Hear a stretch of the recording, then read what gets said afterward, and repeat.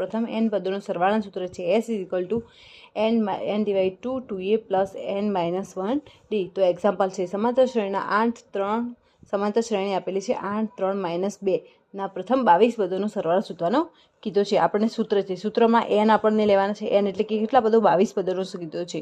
પછી a એટલે કે પ્રથમ પદ, a એટલે કે પ્રથમ પદ આપણને કેટલું આપેલું છે 8 અને d એટલે કે બે પદોનો તફાવત, 8 અને 3 નો તફાવત કેટલો થાય છે -5. તફાવત માઇનસ કેમ લીધો કેમ કે આ ઘટે છે એટલા માટે -5. તો આપણને સૂત્રમાં લઈએ s n divide 2a plus n minus 1d.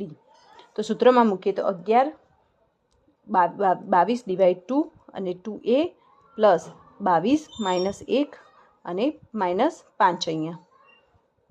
તો આવશે 11 16 માઇનસ 105. તો આન્સર આવશે -905.